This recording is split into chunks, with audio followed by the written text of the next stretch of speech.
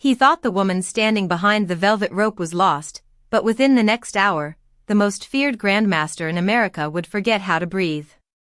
The ballroom inside the Lancaster Hotel shimmered beneath crystal chandeliers that reflected across polished marble floors like frozen water. Hundreds of guests in tailored suits moved through the annual Crown Invitational Chess Tournament with the confidence of people who believed intelligence belonged to them alone. Camera flashes burst near the center stage where Victor Hale, the reigning American Grandmaster, signed boards for fans without once looking up from his own reflection in the mirrored wall behind them. At 39 years old, Victor had become more celebrity than competitor. Sports networks called him the king of modern chess. Sponsors paid him six figures to sit at luxury tables and humiliate opponents in under 10 minutes. And tonight, every seat in the ballroom had been sold out weeks in advance just to watch him play. Then the woman arrived. She stepped through the revolving glass doors carrying an old canvas shoulder bag and wearing a plain gray coat that looked out of place beside the tuxedos and designer dresses surrounding her. Her name was Clara Whitmore. Mid-40s. Quiet eyes. Calm posture. The kind of woman most people forgot seconds after passing her. The valet barely acknowledged her when she entered. One of the younger staff members assumed she was someone's aunt who had wandered into the wrong convention. Clara paused beneath the chandelier for only a moment, studying the tournament hall with the stillness of someone reading a language nobody else could understand. The sound of chess clocks tapping echoed softly across the room. Marble floors carried every whisper. Somewhere near the bar, a commentator laughed too loudly into a microphone while live stream cameras rolled for thousands of online viewers. Clara approached the velvet rope leading toward the players' section. Before she could speak, the security guard raised a hand. "Spectator seating is on the other side, ma'am." His tone stayed polite, but dismissive. Clara nodded once. "I'm registered to play." The guard glanced at her coat, then at the worn bag hanging from her shoulder. His eyes narrowed with visible doubt. "Players checked in hours ago." Clara reached calmly into her pocket for her invitation card, but before she could pull it out, movement near the staircase shifted the crowd's attention. Victor Hale had entered the corridor surrounded by reporters and tournament staff. The cameras followed him immediately. The security guard straightened his jacket as Victor approached the velvet entrance. Victor barely noticed Clara standing there. At first. Then his eyes landed briefly on the old canvas bag. A faint smirk crossed his face. The kind people wore when they had already decided someone's value without hearing them speak. "Autograph line starts after the opening ceremony," Victor said casually while continuing forward. A few nearby guests chuckled. Clara didn't answer. She simply looked at him with steady eyes that revealed absolutely nothing. Victor kept walking.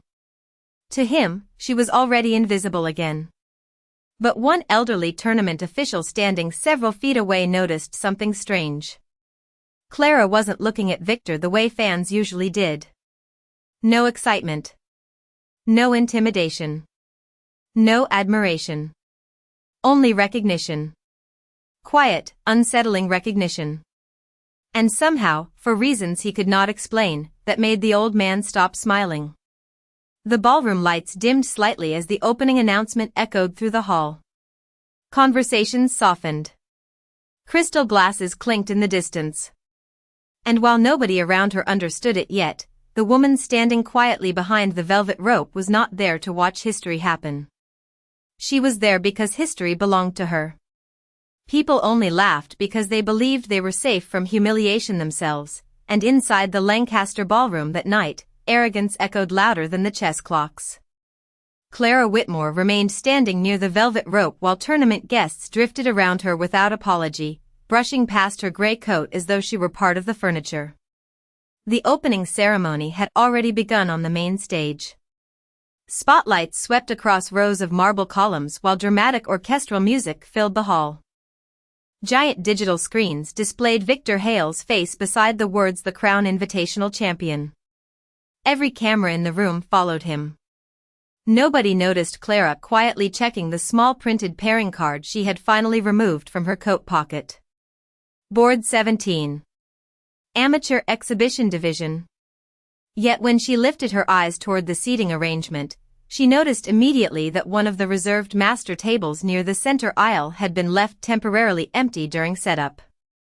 Without hesitation, she walked toward it and sat down calmly, placing her old canvas bag beside her chair.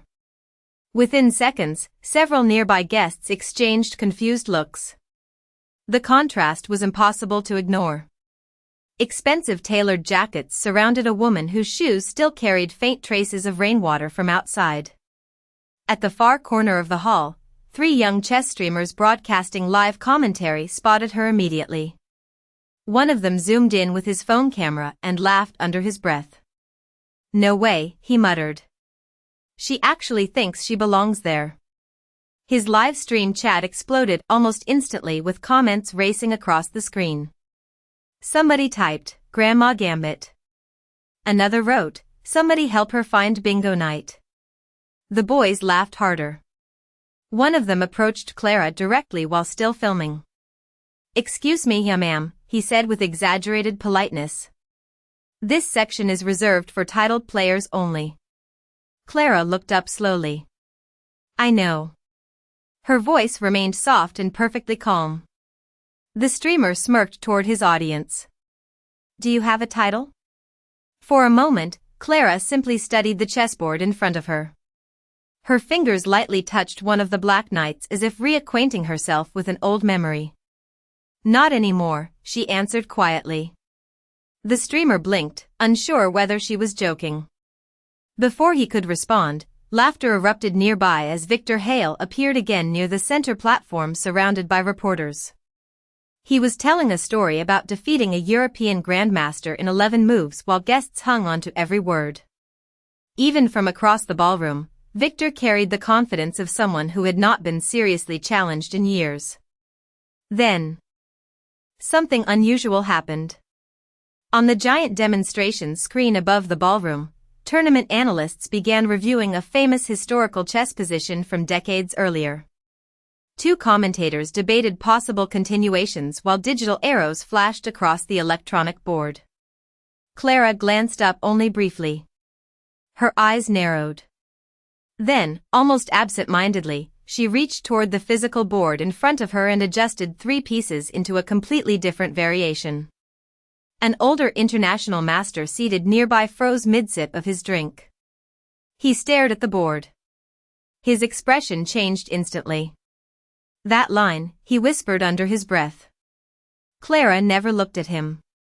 Her attention remained fixed on the electronic display overhead. The old master slowly set his glass down. What she had played was impossible. Not illegal. Not random. Impossible because the variation had only existed inside one legendary championship analysis from more than 20 years earlier, a sequence so advanced that most modern players still avoided discussing it publicly. The old man felt a strange chill crawl through his chest. Meanwhile, the streamers were still laughing, still mocking, still feeding comments to their viewers who treated Clara like entertainment. But now, one by one, a few experienced players had begun quietly looking in her direction. Not because of her clothes. Not because she had sat at the wrong table. Because the way her fingers moved across the chessboard did not belong to an amateur. And somewhere near the stage, without understanding why, Victor Hale suddenly turned his head toward the crowd as if he had felt something watching him back. The moment powerful people begin whispering instead of laughing, the room changes in ways nobody can fake. The Crown Invitational Ballroom no longer sounded the same after Clara Whitmore touched those chess pieces. Just minutes earlier, the atmosphere had been loud with cocktail chatter, camera shutters, and smug commentary from influencers feeding jokes into their live streams. But now a subtle tension had begun spreading table by table like cold air moving beneath a locked door. The older international master who had recognized Clara's variation continued staring at the board in front of her with growing disbelief. His name was Leonard Grayson, a retired player respected enough that even grandmasters lowered their voices around him. He adjusted his glasses slowly, then leaned closer to study the exact positioning of the pieces Clara had arranged without hesitation. "That cannot be coincidence," he whispered. Across the room, the streamers noticed Leonard's reaction and immediately became curious. One of them turned the camera back toward Clara. "Wait," he said quietly to his viewers. "Why is Grayson looking at her like that?" Thousands of comments flooded the live stream feed within seconds. Some still mocked her appearance, but others began asking questions. The energy had shifted. Clara herself seemed completely unaware of the attention building around her. Or perhaps she simply did not care. She sat with perfect posture, hands folded calmly beside the chessboard, while the overhead screens continued displaying famous tournament positions from chess history. Every few moments her eyes moved toward the electronic board, and every single time, Leonard noticed the same thing. She already knew the answer before the commentators did. One analyst proposed a difficult continuation involving a queen sacrifice. Clara barely reacted. 10 seconds later, the second commentator corrected him publicly and introduced the exact defensive line Clara had silently anticipated moments earlier. Leonard felt his pulse quicken. He had spent 40 years studying elite chess psychology, and there was only one type of player who looked that calm while processing positions at such speed. The dangerous kind. Near the center stage, Victor Hale continued entertaining sponsors and reporters, but his confidence had started thinning around the edges. Twice now he had caught tournament veterans glancing past him toward the unknown woman seated in the master section. He did not like it. Victor built his entire career around controlling attention. Every camera angle. Every headline. Every emotional beat inside the room. And now, somehow, a woman wearing a plain gray coat had interrupted the gravity of his presence without speaking more than a handful of words. One of Victor's assistants approached him carefully. "There is some strange buzz online," she admitted quietly. "About who?" Victor asked. "The woman near board 12. Victor frowned immediately. "What woman?" But before she could answer, another ripple moved through the ballroom. A young tournament official hurried toward Clara carrying registration documents in his hands. His expression looked confused and increasingly nervous. "Ma'am," he said cautiously, "there seems to have been an issue with your player classification." Clara lifted her eyes toward him. Calm. Steady. Impossible to read. "Issue?" The official swallowed. "You were placed into the amateur exhibition division because your official ranking history appears to be incomplete." A few nearby guests leaned closer, pretending not to listen. Clara said nothing. The official continued nervously. "There are no active records under your name after 1998. Silence settled over the table. Leonard Grayson slowly looked up from the chessboard toward Clara's face, and for the first time all evening, genuine unease appeared in his eyes. 1998. He knew exactly what year that was. So did several older players nearby.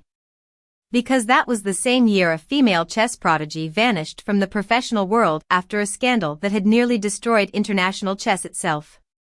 The same year every article, ranking, and tournament archive connected to her suddenly disappeared from public discussion almost overnight. Leonard stared at Clara as pieces of a memory long buried began crawling back into the light. And across the ballroom, Victor Hale finally stopped smiling.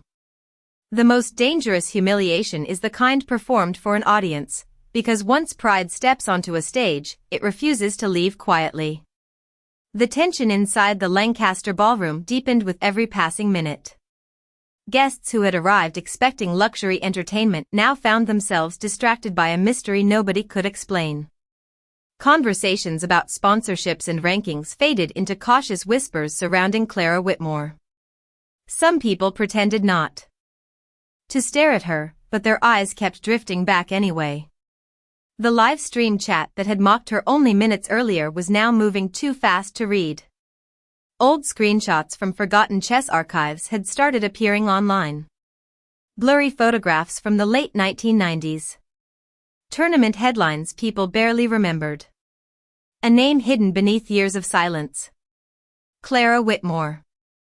Near the stage, Victor Hale accepted a glass of sparkling water from an assistant while watching the growing attention around her with visible irritation. He hated uncertainty. More than losing. More than criticism. Victor had built his reputation by controlling every room he entered, and suddenly the room no longer belonged entirely to him.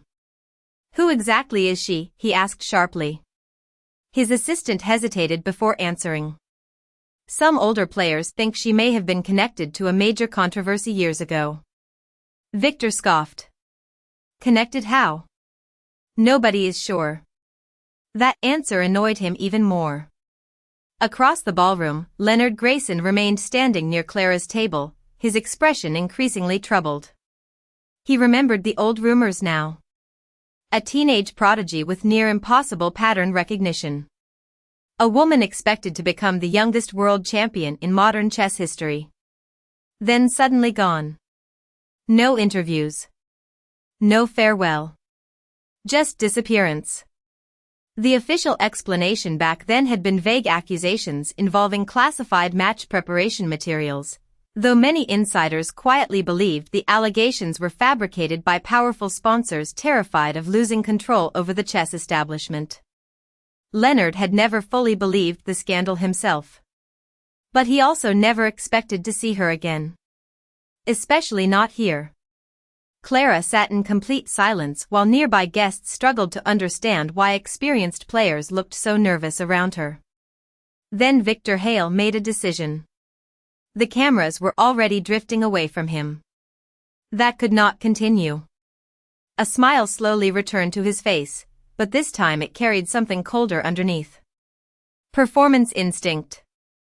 "Ladies and gentlemen," Victor announced suddenly as he stepped onto the center platform, his voice amplified through the ballroom. Speakers. Conversations stopped instantly. "I think tonight deserves a little unexpected entertainment." A few guests applauded automatically. Victor turned toward Clara with theatrical politeness. "Since our mystery guest has generated so much excitement, perhaps we should welcome her properly." Hundreds of eyes shifted toward Clara at once. She remained still. Victor continued smiling for the cameras. "How about a friendly blitz exhibition?" Soft laughter moved through parts of the audience again. Some people relaxed immediately, assuming the tension was finally turning into a joke. Victor spread his hands confidently. 5 minutes each. Nothing serious. The streamers practically exploded with excitement, rushing closer with their cameras raised high. This was exactly the kind of viral content they wanted. The famous grandmaster humiliating the strange older woman who accidentally wandered into elite competition. One of them whispered excitedly, "This is going to be brutal." But Leonard Grayson did not laugh. Neither did several veteran players watching from the back rows. They looked at Victor the same way experienced sailors look at someone stepping confidently onto thin ice. Clara slowly lifted her eyes toward the stage. The ballroom lights reflected softly against the polished black and white squares surrounding her. For a moment, nobody spoke.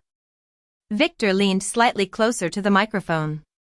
"Unless," he added with a smirk, "you are afraid to play." A hush fell across the room. Everyone expected Clara to refuse. To become embarrassed. To leave quietly and end the strange tension hanging over the evening. Instead, Clara reached calmly into her old canvas bag and removed a small analog chess clock worn smooth by years of use. Then she stood up. The sound of her chair sliding across marble echoed through the silent ballroom like the opening move of something nobody there was prepared for. The room held its breath as Clara Whitmore stepped forward, her hand steady despite the sudden attention. Victor Hale leaned slightly toward the microphone, expecting her to hesitate, to falter, to give the crowd the spectacle they had been waiting for. Instead, Clara smiled faintly, placing her canvas bag carefully beside the chessboard and setting the analog clock with precise movements. The audience sensed the shift immediately. The casual laughter of a few streamers faded as everyone focused on her calm, deliberate actions. She reached for the first pawn, adjusting its position with quiet confidence, and the game began. Victor opened with his usual aggressive style, confidently moving his queen and knights, assuming the match would end in minutes. Clara responded with moves that seemed at first simple, almost naive, yet each one was calculated with exact precision. Observers felt it instantly. The pieces were dancing to a rhythm nobody had anticipated. 2 rows back, Leonard Grayson's eyes widened as he recognized patterns from old championship games that had long been thought obsolete. The opening moves were reminiscent of strategies executed only by legendary players, and here they were, emerging from the hands of a seemingly ordinary woman. Victor's smile faltered slightly as Clara maintained eye contact, never once breaking her calm exterior.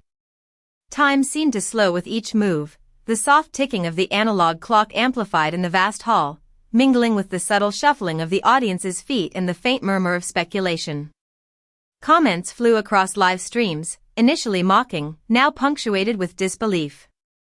"Is she?" one whispered. Another muttered, "That cannot be right." Each move Clara made seemed to anticipate Victor's every attack, countering not with speed alone, but with foresight that left the audience and players alike struggling to comprehend. Victor leaned closer to the board, tension tightening his jaw, realizing that his usual control over the room, his dominance, was slipping with each passing moment. The Grandmaster had built his career on intimidation and quick victories, yet here, for the first time in years, he was forced to reconsider every assumption about his opponent. Clara's silence amplified the drama. She did not speak. She did not react to the occasional cough, the shuffle of chairs, or the whispered commentary around her. Her focus was absolute, her presence commanding without raising her voice. By the 10th move, the room had gone completely quiet. The previous laughter, the mocking, the expectation of a quick spectacle, all of it had evaporated. All eyes were fixed on the board and the woman orchestrating it. Victor's brow furrowed as he attempted a bold maneuver, hoping to trap her queen. Clara responded instantly, moving her knight with such precision that it forced his pieces into a defensive posture he had not anticipated. A collective intake of breath swept through the room. Even the commentators leaned forward, their earlier banter replaced with astonishment. Somewhere, a camera captured the subtle shift in Victor's posture, the micro-expression of doubt that crossed his face. Clara's strategy was flawless. Her calm, methodical approach left no room for error, no opportunity for bluff or intimidation. The audience sensed the climax approaching, though none could predict how it would unfold. Every move she made seemed to shrink the space of possibility for Victor, compressing the room with silent pressure, a quiet command that demanded attention. For a man accustomed to controlling every facet of a tournament, the realization of being outmaneuvered without theatrics or aggression struck like a sudden chill. Clara's eyes remained steady on the board, her expression serene, her mind evidently cataloging every potential outcome. The spectators felt it too, the air charged, the soft echo of the chess pieces striking the wooden squares filling the hall with a tension that words could not capture. The trap had been set. The quiet genius was fully revealed in motion, and Victor Hale, the Grandmaster, had no idea just how swiftly the world he dominated would be altered by the woman before him. As the game progressed, Clara Whitmore's calm became almost palpable, radiating an aura of control that unsettled even the most experienced players. The soft echo of the analog clock marked every heartbeat in the room, punctuating the tension with precise rhythm. Victor Hale adjusted his tie, a small bead of sweat forming at his temple despite the composure he was determined to maintain.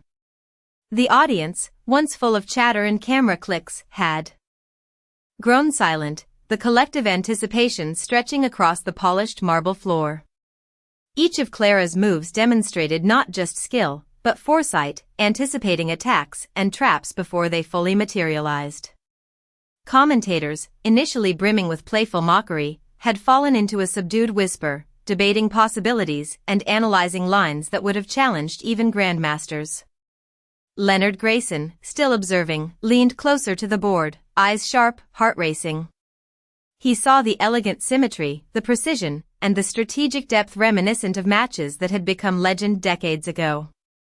Victor, attempting a bold gambit, found his plans unraveling systematically. Clara's response was fluid, deliberate, and unflinching. Subtle shifts in the positioning of her pieces forced him into a defensive stance, an unfamiliar role that had never before been imposed upon him in any tournament. The crowd's initial amusement had transformed into a quiet awe. The young live streamers lowered their cameras, their earlier smirks replaced by expressions of disbelief. Even those seated farther back felt the electricity of the moment, the unspoken acknowledgement that something extraordinary was unfolding. Every move Clara made was a testament to years of unseen practice, a hidden mind capable of analyzing infinite possibilities in the blink of an eye. Her eyes never wavered from the board, her breathing steady, her posture elegant and unassuming, yet commanding the room with undeniable authority. Victor tried to regain composure, but the cracks were visible, a hand hovering too long over a piece, a slight hesitation, a subtle narrowing of the eyes. He realized the magnitude of what he had underestimated. Clara was not a novice. She was not even merely skilled. She was extraordinary. The room absorbed the tension, a palpable weight that made every spectator hold their breath, as if time itself had paused. Each pawn, knight, and bishop she maneuvered became a lesson in strategy and foresight, a demonstration of a mind operating at an exceptional level. The Grandmaster's usual bravado was muted by the realization that he was no longer the one directing the pace of the game. Instead, he was following, reacting, and slowly conceding ground to someone who had been overlooked, underestimated, and dismissed at first glance. The crowd, sensing the shift, exchanged glances, whispers of astonishment rippling softly but decisively. Every click of a piece against the board resonated like a verdict being passed in silence. In that hall, under the warm glow of chandeliers reflecting across marble, the truth was undeniable. Clara Whitmore was a force of intellect and precision. Victor's shoulders tensed, his expression faltering for the briefest moment, revealing his recognition of the inevitability forming with each meticulous move. The quiet woman, the one who had been ignored, had begun to reshape the narrative of the evening with every calculated decision, and the room understood it, even before the final outcome.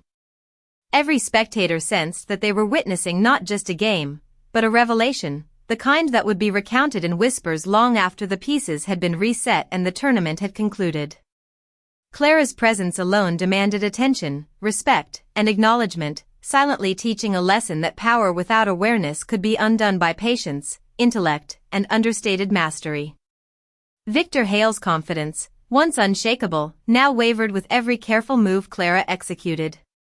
The Grandmaster, used to dictating pace and extracting immediate victories, felt the unfamiliar sensation of being gradually trapped, his strategy unraveling under the quiet yet relentless pressure of her precision.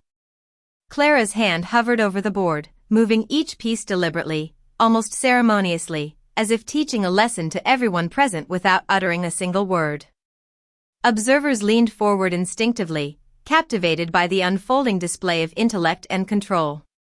Each tactical choice she made revealed a depth of understanding that stretched far beyond the immediate game, a layered awareness of possibilities spanning multiple turns ahead.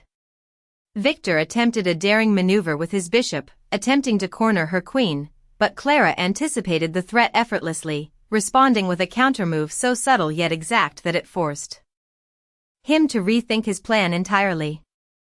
A hush had settled over the audience, the chatter of cameras and whispers had vanished. The spectators felt themselves caught in a suspenseful quiet that made every tap of a piece resonate like a drumbeat across the marble floor.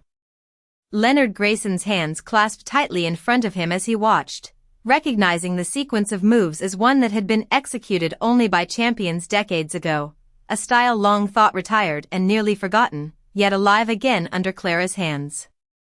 Victor's expression changed incrementally from irritation to disbelief, a subtle tightening around the eyes, a shift in his posture, an almost imperceptible pause before he moved again. The calculated ease with which Clara manipulated the board made his confidence seem fragile, exposed. even the commentators on the live stream, who had prepared quips and jokes about her presumed inexperience, fell silent, their voices replaced with stunned murmurs, unable to find words that matched the elegance and accuracy of her play. Clara's calm remained unwavering. Her gaze swept across the board, analyzing each piece, predicting outcomes, weighing options, and executing plans with a quiet authority that demanded attention without raising her voice. The crowd began to sense a profound respect for the skill unfolding before them, recognizing the contrast between initial assumptions and reality. Every pawn she moved, every knight she positioned, communicated mastery and awareness that transcended ordinary competitive play. Victor tried one more aggressive strike, moving his queen into what he believed was a clever trap, but Clara's response was instantaneous, disarming his strategy with a subtle finesse that left him momentarily frozen, considering alternatives he had never anticipated. The room's energy shifted perceptibly, even those seated farther away felt the intensity, the weight of quiet domination. Clara's strategic awareness and control over the board not only disrupted Victor's tactics but also commanded the attention and respect of every spectator. In the midst of her serene execution, a slow realization dawned across the faces of players, officials, and audience members alike. This was no ordinary match. This was an exhibition of hidden genius, a demonstration that intellect, patience, and mastery could silently overturn assumptions, leaving even the most seasoned and confident observers re-evaluating what they thought they knew about skill, perception, and underestimated potential. Victor's jaw tightened as he recognized the inevitability forming before him, the subtle collapse of his assured superiority, as Clara Whitmore quietly, methodically, yet decisively established her dominance on the board. The decisive moment arrived quietly, almost imperceptibly, yet the room knew instinctively that something irreversible was about to occur. Clara Whitmore extended her hand toward the queen, the subtle click of the piece against the board echoing through the marble hall like a judgment passed. Victor Hale froze mid-move, his eyes widening as he realized the inevitability of what she had done. Every spectator instinctively leaned forward, the air thick with anticipation and disbelief. The move was simple in appearance, elegant in its execution, yet it sealed the fate of the match in a way no one could have predicted. Leonard Grayson exhaled slowly, recognizing the strategic depth of the final configuration, a textbook checkmate that had the power to silence a room filled with seasoned chess professionals. Victor's fingers hovered over the remaining pieces, unable to adjust, trapped not by brute force but by clarity, foresight, and intellect that far surpassed his own. The digital displays above the hall flashed the inevitable, checkmate. A hush swept across the audience, an electric stillness that carried more weight than any cheer or gasp could have conveyed. Cameras hovered, capturing the precise moment when the Grandmaster's composure finally cracked, his face drained of color, eyes flickering between disbelief and reluctant respect. Clara sat back, serene, her eyes unwavering, as if confirming silently to everyone present that this outcome had always been within her grasp, a quiet demonstration of mastery and patience. Whispers began to circulate, slowly at first, then gaining volume as realization dawned across the faces of everyone in the room. The young live streamers, previously eager to mock, lowered their cameras, muttering to each other in astonishment.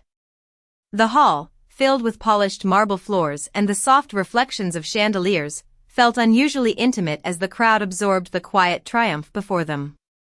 Victor exhaled slowly, swallowing hard, realizing that his arrogance, built over years of public acclaim and rapid victories, had led him into a match he could not control.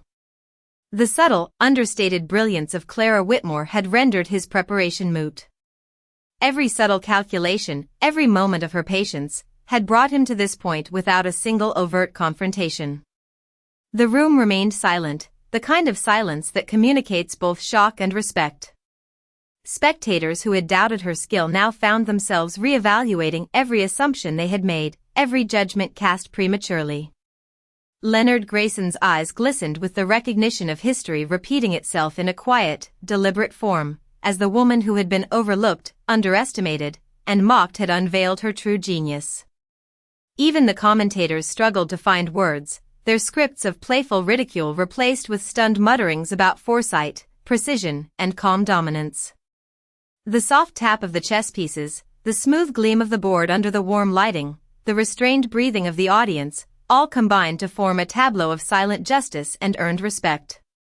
In that moment, it was clear to everyone present, Clara Whitmore had not only won the match, she had restored equilibrium, demonstrating that true skill, patience, and intellect need no dramatics to command awe. Victor Hale remained at the board, pale, motionless, a testament to the fact that underestimation, however confident, carries consequences, and that quiet genius often speaks loudest when all else is still. Clara Whitmore gathered her pieces and placed them back into her canvas bag with a deliberate calm that contrasted sharply with the astonishment surrounding her. The spectators, still seated along the marble floors, felt an electric hush as the realization of what they had witnessed slowly sank in. Victor Hale remained motionless, staring at the final board configuration, pale and shaken, as if seeing the game from a perspective he had never anticipated. The Grandmaster's usual arrogance had dissolved quietly under the weight of her precise, unspoken authority. Leonard Grayson leaned back, his hands still clasped, his mind replaying the subtle brilliance that had unfolded, each move a demonstration of foresight and mastery that few could ever replicate. Across the room, younger players whispered among themselves, murmuring theories and acknowledging silently that they had underestimated her. The room had become a testament to quiet excellence, a space where skill, patience, and intellect held the ultimate power over assumptions and spectacle. Clara rose from her chair and adjusted her coat with the same serene composure she had maintained throughout the match, her eyes sweeping the room only briefly to meet those of the Grandmaster. Victor exhaled, slowly, acknowledging in that silent exchange that he had encountered a player whose skill and intellect could not be questioned. The cameras, still hovering, captured her subtle movements, the simple authority in her demeanor, the elegance with which she reclaimed her bag and prepared to leave, yet none could capture the depth of respect she commanded through quiet mastery alone. Commentators began to murmur, carefully choosing words that reflected both astonishment and admiration, though none could fully articulate the precise impact of the display they had witnessed. The audience gradually rose, some clapping softly, others remaining still, each response a reflection of the silent acknowledgement that something rare and extraordinary had just occurred. Clara walked toward the exit with measured steps, her presence commanding attention without a word, leaving behind a room filled with reflection, stunned admiration, and a subtle lesson in humility and perception. Victor Hale, for the first time in his storied career, had experienced a match in which his opponent's brilliance required no theatrics to establish dominance, a lesson in the quiet power of underestimated genius. The marble floors reflected the chandelier's light as she exited, each footstep marking the end of the game yet leaving an impression that would resonate long after. Spectators whispered, speculated, and replayed the movements in their minds, the hush of the hall lingering like a reminder that appearances can deceive, and that true mastery often speaks softly, yet with undeniable authority. In the aftermath, the room remained charged with the realization that Clara Whitmore, in her quiet, deliberate, and unassuming way, had restored balance and demonstrated a profound truth, that intellect, patience, and dignity, when combined, command respect that words alone could never achieve, and that the world often forgets to value quiet strength until it is impossible to ignore.